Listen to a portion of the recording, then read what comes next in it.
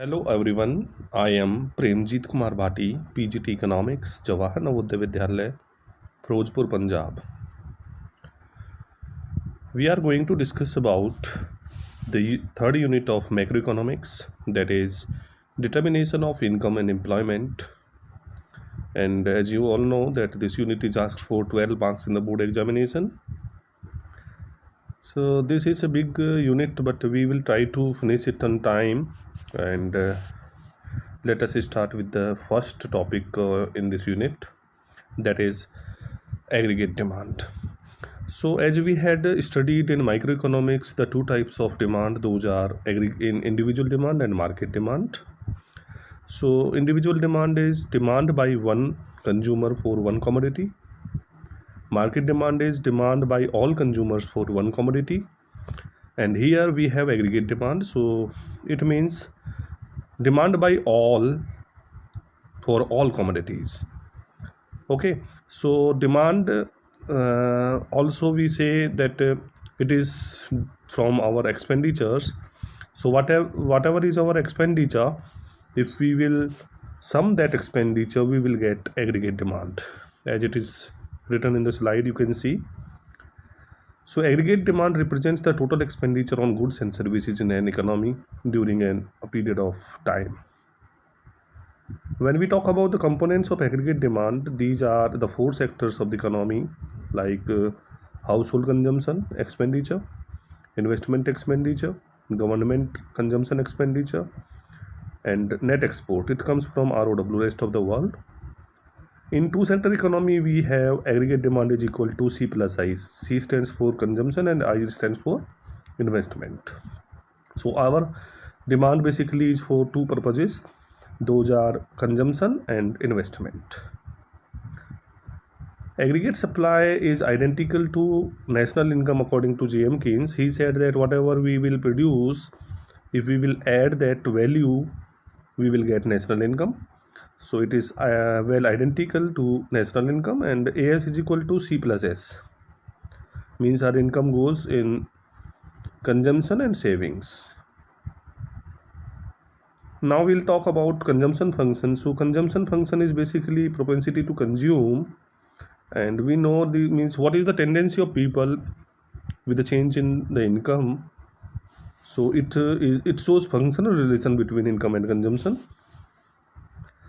as it is seen in the equation. Also we see C is the function of Y, means our consumption depends on income.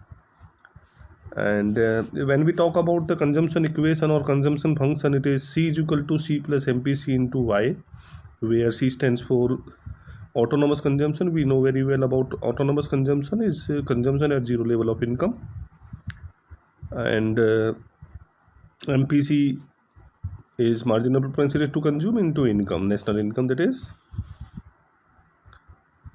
So propensity to consume is of two types. It is first is average propensity to consume, and the second one is marginal propensity to consume. Let us talk about the two one by one.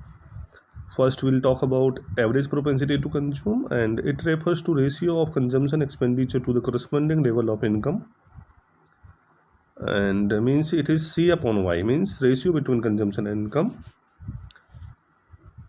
Important points about APC are as follows. Like first important point about APC is more than 1 as long as consumption is more than national income.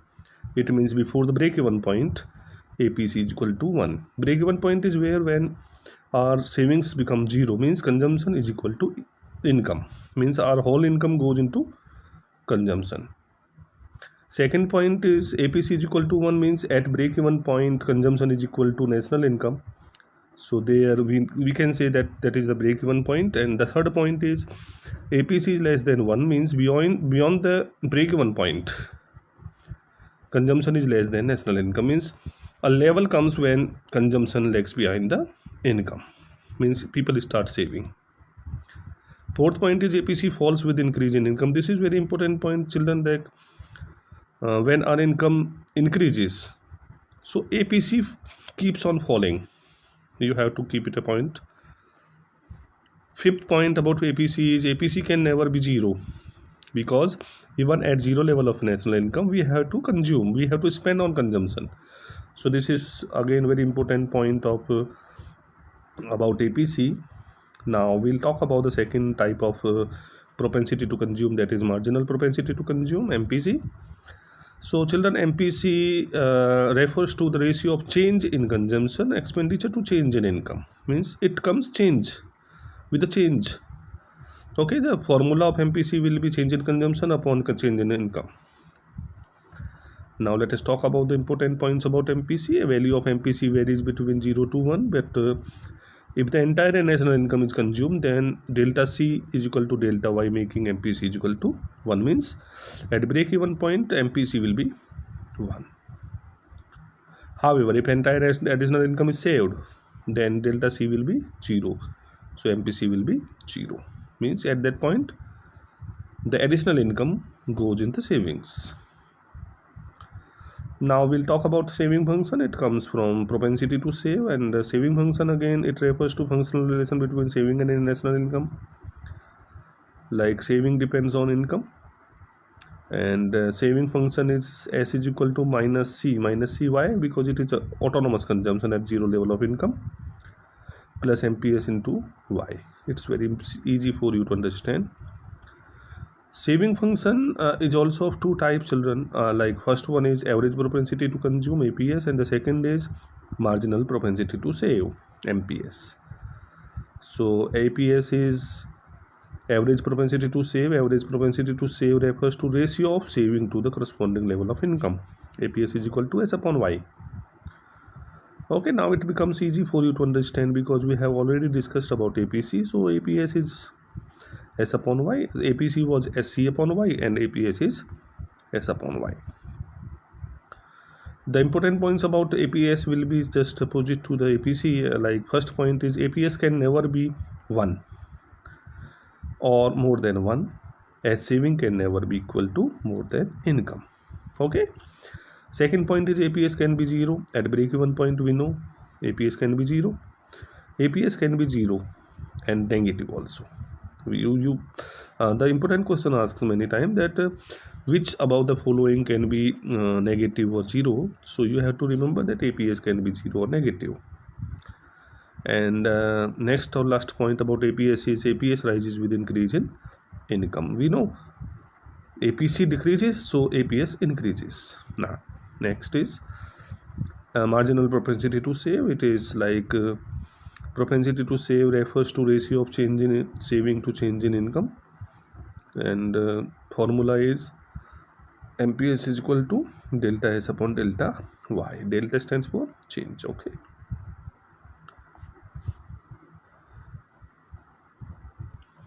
Important points about MPS are like MPS varies between 0 to 1, but if entire additional income is saved, in such case delta S becomes equal to delta Y, then MPS will be 1.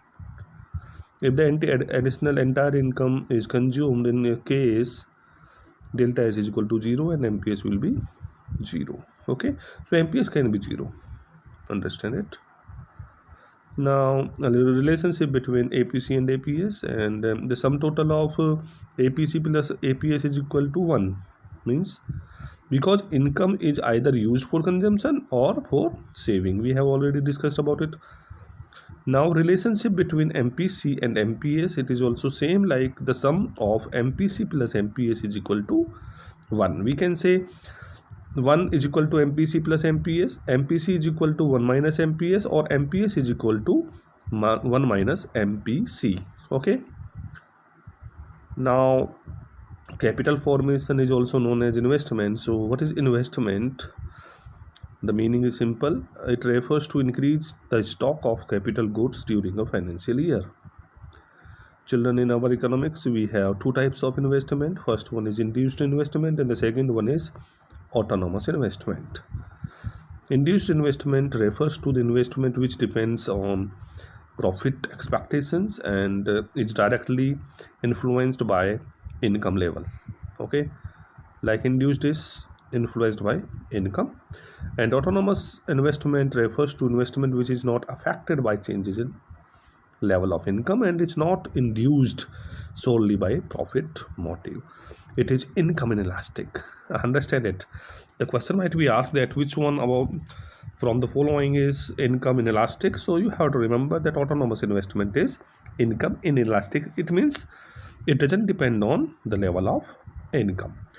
Children, mostly induced investment is done by the private investors, and the autonomous investment is generally done by the government, because it doesn't depend on the income level. Government always want to encourage social welfare. Clear?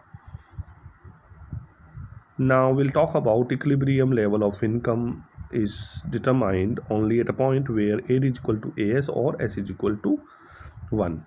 So there are basically two approaches to determine the equilibrium level of income, output and employment. Those are ADAS approach and SI approach. ADAS approach is deleted from our syllabus, so we'll talk about S is equal to I syllabus.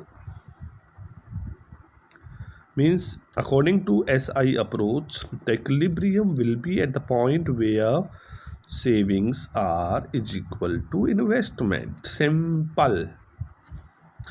No need to think here and there. Simply remember, the economy will be in equilibrium when savings are equal to investment according to J.M. Keynes. Okay, so it is we'll talk about that it is not always that savings are always equal to investment, so it can be here and there. So when income, like savings are more than investment, what happens when savings are less than investment? So the variations happen in the equilibrium, and according to J.M. Keynes, these are automatically corrected by the market forces. Okay. Now full employment is also a concept where, like, what is full employment? Full employment is a situation when all those who are able and willing to work at prevailing wage rate get the opportunity to work. So this is the concept of full employment. When we talk about the types of unemployment, there are basically 2-3 types, like voluntary unemployment. You can read it out, the meaning. Involuntary unemployment, it's like very simple for you to read out and understand it. The next concept in our topic is investment multiplier. Basically, investment multiplier is the ratio of change in income due to change in investment. Means K stands for multiplier, and it is equal to delta Y upon delta I. As I told, delta stands for change. Value of investment multiplier lies between 1 to infinity, children. Remember it. This type of questions are asked. What is the minimum and maximum value of investment multiplier? So you have to remember it. Working a multiplier, like, children, we know very well that the MPC, more the MPC, more will be the multiplier, and more the multiplier, more will be the impact on investments on national income. Okay, so this works like this. Investment, like delta I, like change in investment will change the income. With change in income, consumption will change, and consumption by 1 will be the income for others. So because of that, again income will change, and income will change, that will change the consumption. So the detailed things are like in notes, you can read it out. As I was telling that multiplier depends on MPC and MPS, like there is direct relationship between multiplier and MPC. If MPC is high, K will also be high, but if MPC is low, K will also be small. In short, we can say higher the value of MPC, higher will be the value of multiplier. Lower the value of MPC, lower will be the value of multiplier. Okay, when we talk about multiplier and MPS, there is inverse relationship between multiplier and MPS. You can read it out. It's just opposite to that of MPC. Now the most important topics in this unit are excess demand and deficient demand, and we'll talk about the two one by one. First one is MPS, excess demand, or it is also known as inflationary gap. So what are these two? Excess demand refers to a situation when aggregate demand exceeds aggregate supply, corresponding to full employment. Children, we are reading the theory of J.M. Keynes. Remember it. And on the other hand, inflationary gap is the gap by which actual aggregate demand exceeds the level of aggregate demand required to establish full employment. It measures the amount of excess of aggregate demand. Okay, as we can see in the diagram, the required aggregate demand should be at point A, but it's still B, point B. So the gap between A and B is called as inflationary gap, and the excess demand is also like we require only AD0, but demand is AD1. So that much we demand is excess in the economy. What are the reasons of or causes of excess demand, children? The main reason for excess demand are apparently the increase in the following components of aggregate demand. So we know the components of aggregate demand. Yeah, first one is increase in household consumption demand due to rise in propensity to consume. Second one is increase in private investment demand because of rise in credit facilities. Third one, increase in public or government expenditure. Next one, increase in export demand, increase in money supply, or increase in disposable income are the reasons or causes for excess demand. Now, what will be the impact or effects of excess demand on price, output, and employment?